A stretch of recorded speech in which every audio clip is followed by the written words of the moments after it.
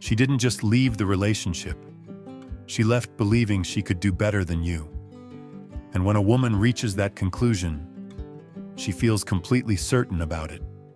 In her mind, the story is already written. The next chapter will be more exciting, more fulfilling, maybe even with someone she thinks is a better match. Life ahead looks cleaner, brighter, more alive than what she was leaving behind.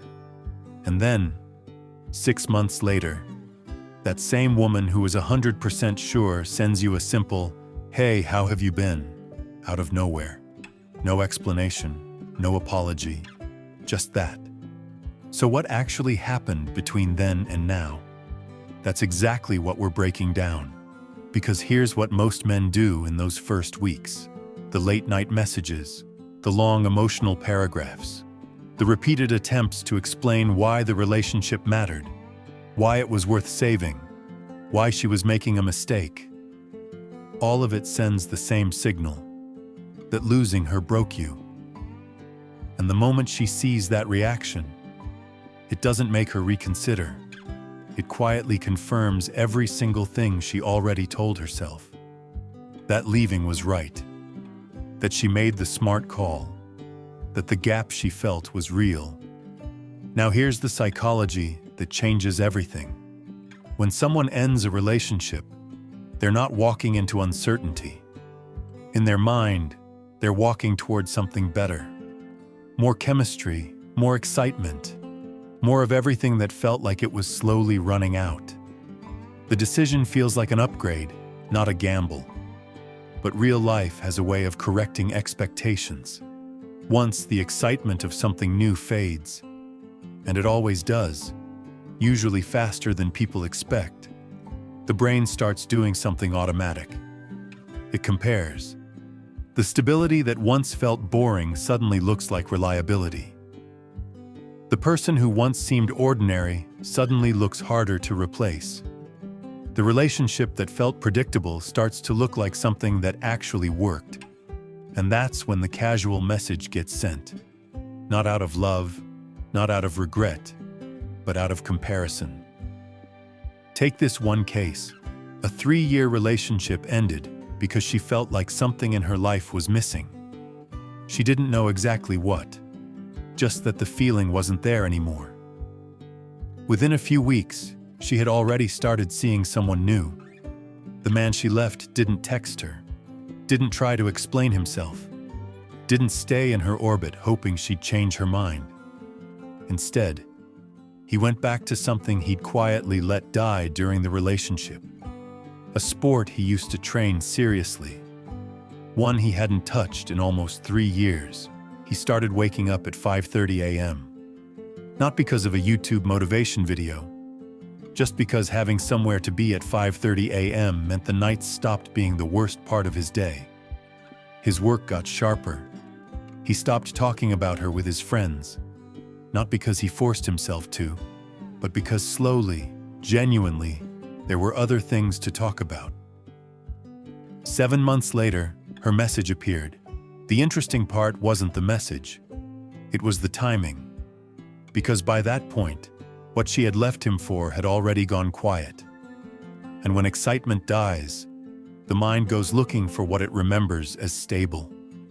Another situation, slightly different. She ended it because life had become too predictable. Nothing was wrong exactly. It just didn't feel exciting anymore. At first, he did what most men do.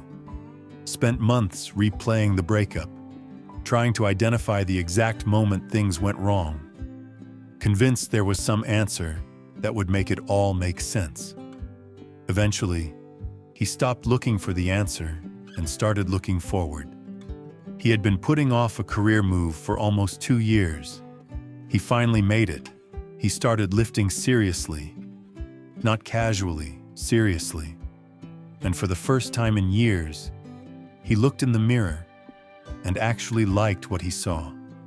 He reconnected with a group of friends he had drifted from during the relationship. One evening, going through his phone, he came across an old photo of himself from 2 years ago. He stared at it for a moment and thought, "That guy looks lost." His life slowly had started to feel like his again. Almost a year later, she reached out. But here's the part she didn't expect. The person she came back looking for didn't exist anymore.